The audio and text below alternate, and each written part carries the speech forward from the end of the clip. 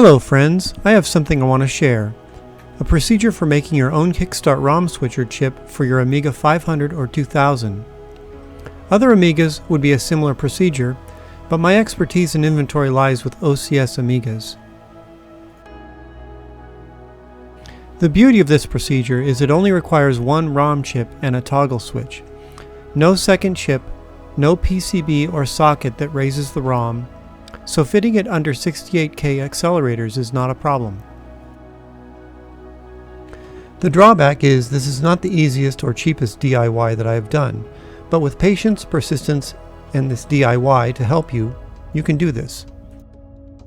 One thing to note, an Amiga 500 release 5 or older, or an Amiga 2000 release 3 or older motherboards have the oops bug that involves extra pin connections for replacement ROMs. It is beyond the scope of this video to go into that. This video focuses on burning the ROM image and the mod that allows you to switch ROMs. You would just need to add the oops bug to this procedure to make it work on older motherboards. I already did a video of this mod in my GG Labs F2R16 video, where I made a circuit that enables me to switch between oops bug and non-oops bug motherboards, so that I can use my diagram with all A500s and A2000s. This video will just be about those non-oops bug machines. The A500s release 6 and above and the A2000s release 4 and above. For those who attempt the oops bug mod, I recommend getting a 40 or 42 pin socket, so you don't have to mod the motherboard.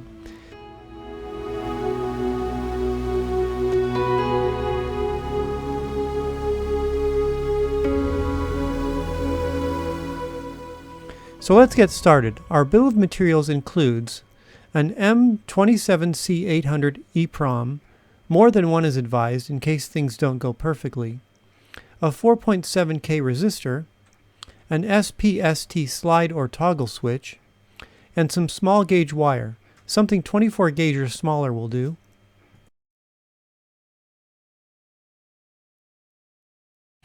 The tools required are a bit more pricey, but not nearly as much as things used to cost.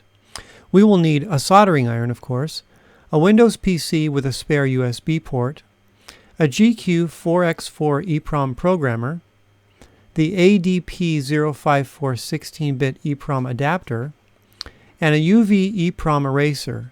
This one's optional but recommended because the writing process randomly fails.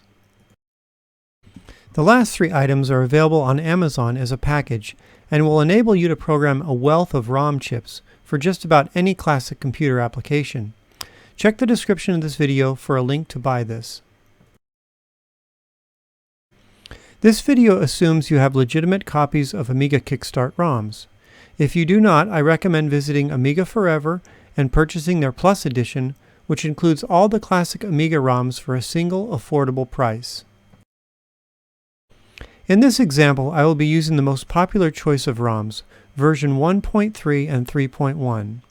This is the same combination of ROMs I used in my A2000 30 years ago, as well as my current A2000 setup. 1.3 lets you play all OCS games from floppy, and 3.1 lets you run the latest Commodore Workbench.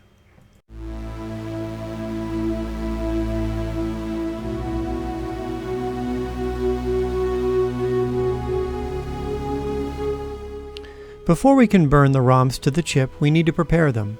This is a two-step process. First, we need to byte swap the original ROM files, then we need to concatenate them together.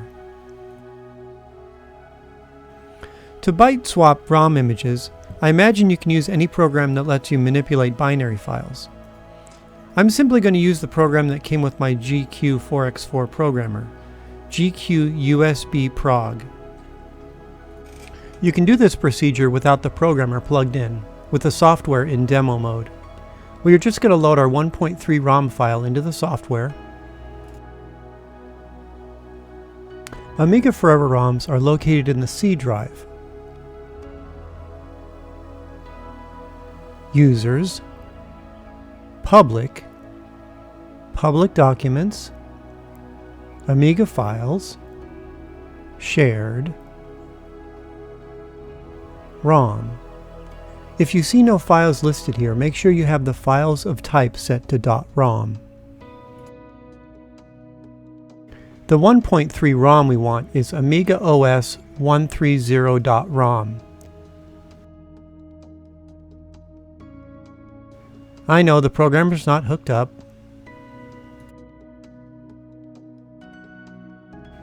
Click the Buffer tab and we can see that the copyright info is readable.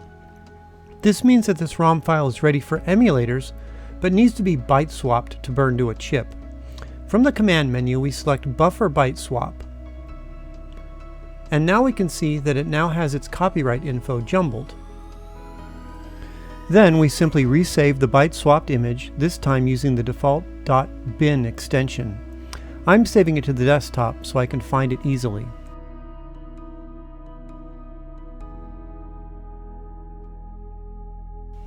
Repeat the process to byte swap the 3.1 ROM.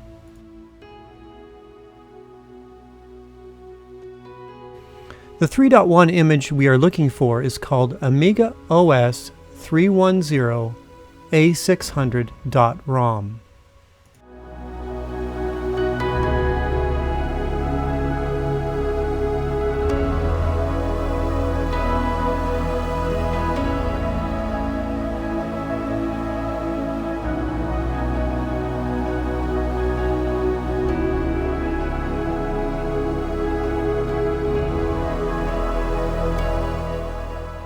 For those looking to burn a single non-switchable ROM chip, we could do that right now with those files we just made, following the burn instructions coming up in this video. Of course, you need the correct size EPROM chip to burn to. For 1.3 we would need a 256K EPROM, and for 3.1 we would need a 512K, such as the M27C400. Here's an M27C800 EPROM, which is a 1 meg chip. That's 1024 kilobytes. This chip is basically two 512 chips put together, and we need to put Kickstart 1.3 on the first half and 3.1 on the second half. As mentioned, Kickstart 1.3 is 256K and Kickstart 3.1 is 512K. So how do we fill up the 1024 kilobyte chip with 768 kilobytes? Oddly, we write Workbench 1.3 twice into the first 512, and we write 3.1 onto the second 512, thus filling the EPROM chip. To do this, we simply use the Windows copy command. Open up the command prompt in Windows.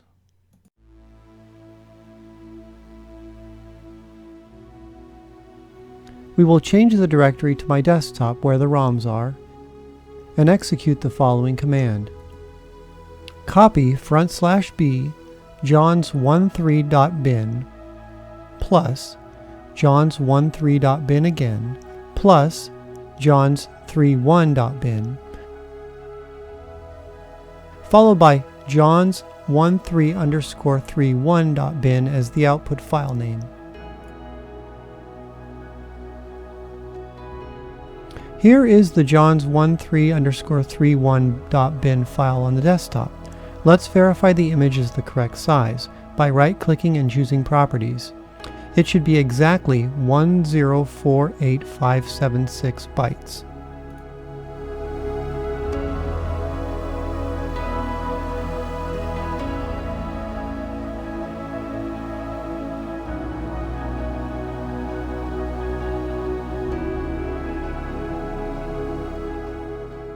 Now it's time to write this image to the chip.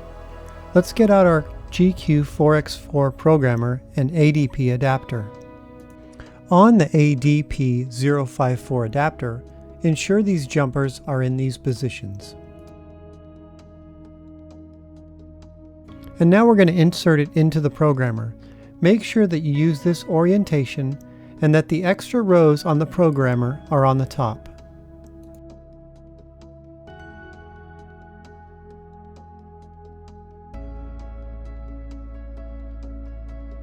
Now plug the unit into an available USB port on your PC. You should get the Windows USB insert sound. If you haven't already, install the GQ4X4 driver and GQ USB Prog software It's not hard to find them. Make sure to download the application and the driver and install both before proceeding. Once installed and with the programmer plugged in, start the GQ USB Prog software. If you see the notice "Did not get a response from the programmer, demo only," it means there is a problem with your USB port or the driver. Exit the program and verify your device is connected. You can try switching to another USB port. To check the port, press the Windows key and type Device Manager and press Enter. You should see the GQ in the Universal Serial Bus Controllers section. It may be labeled Cypress or GQ. It is beyond the scope of this video to go further into the driver installation, but that should get you started if you have trouble. So assuming we have a connected programmer, next we will insert the chip, with the notch or pin 1 at the top, and also the extra socket pins above that. That is the way this programmer works. Pin 1 at the top, and the chip inserted as far down in the socket as it will go. So back to loading up the software.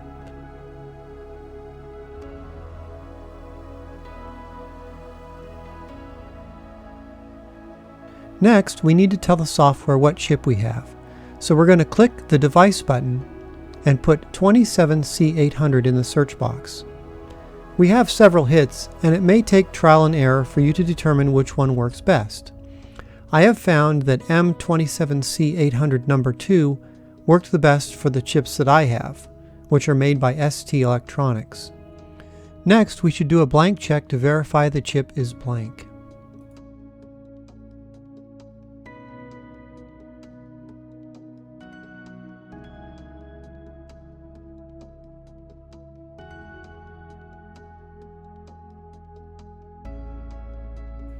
Now we just need to load our ROM image.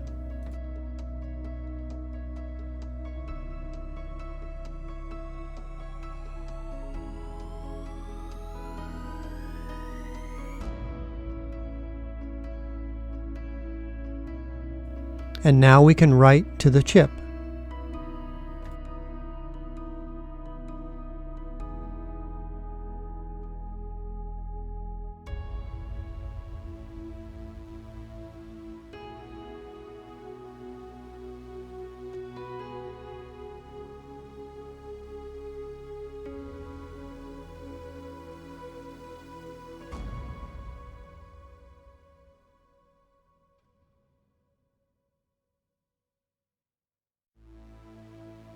So here we have a verify fail. Remember me mentioning that you will probably need the UV eraser? Remember when I said you should probably get more than one 27C800 chip? The fact is, it is difficult to write to these old EPROM chips. Things used to be more reliable when we used to have computers with legacy serial ports and operating systems that didn't try to mess with the drivers on every update. Don't worry, there are several things to try. First thing to do is to throw the erroneous EPROM we just burned into the UV eraser and set it for its maximum time setting. By the way, those numbers are not accurate 1-minute increments as shown. They seem to be much longer. Anyway, the thing about blank EPROMs is that sometimes they are not 100% blank even if the blank check says so. Another thing to try is to select another device in the device list. This is how I discovered that the M27C800 number 2 was the best for me.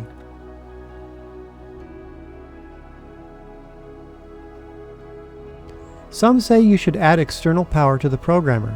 If you notice, it has an auxiliary power input jack. But for the 27C800 chip, I did not find it necessary. However, USB power can be reduced if you are using a USB hub or a laptop, so your mileage may vary. I'm just going to try another chip that failed, but that I had erased, and let's see what happens.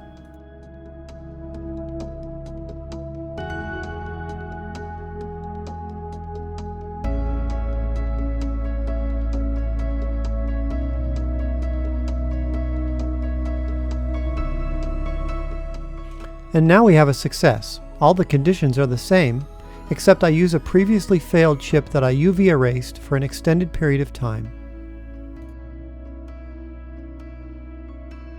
The last remaining step is to remove the chip and cover the UV window with a label.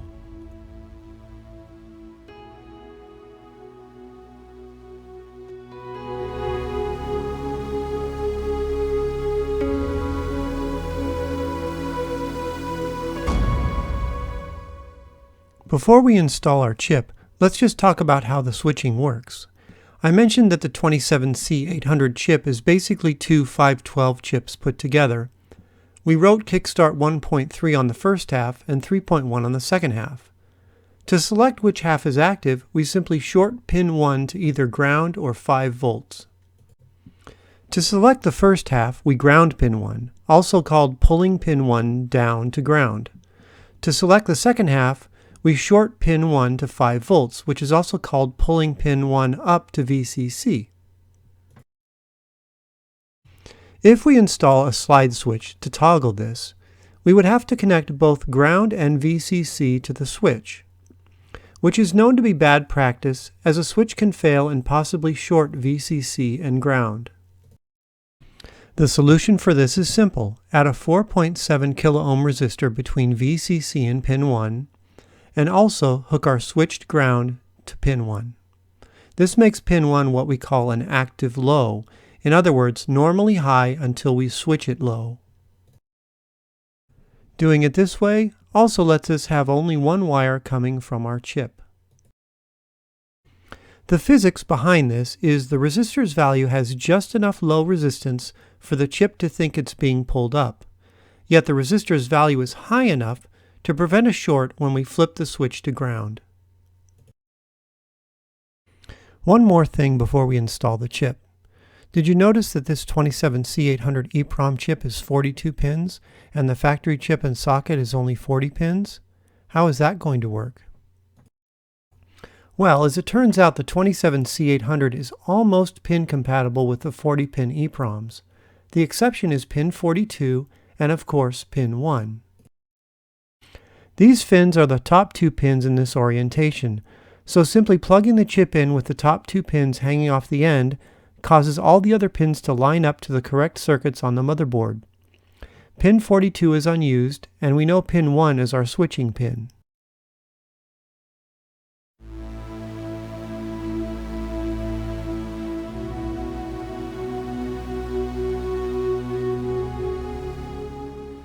Here we have the ROM, to which I've already soldered a 4.7K resistor between pins 1 and 22.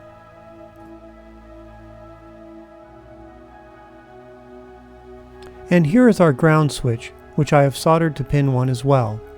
I temporarily put a clamp on the other end because I'm not ready to mount the switch yet. I always approach external switch mounting with a fair bit of trepidation because I want to avoid adding holes or otherwise modifying the case permanently.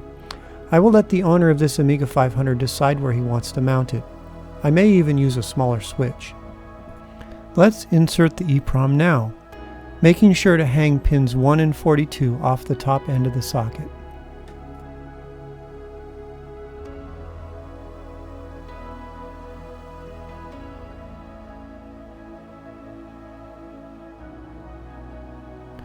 Now I'm going to simply connect my clamp onto a convenient ground nearby, and we are ready to test.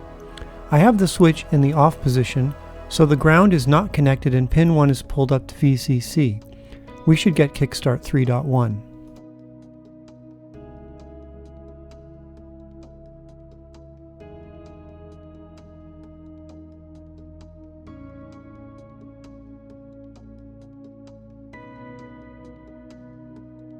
Turning off the Amiga and flipping the switch should pull pin 1 to ground, and we should get Kickstart 1.3.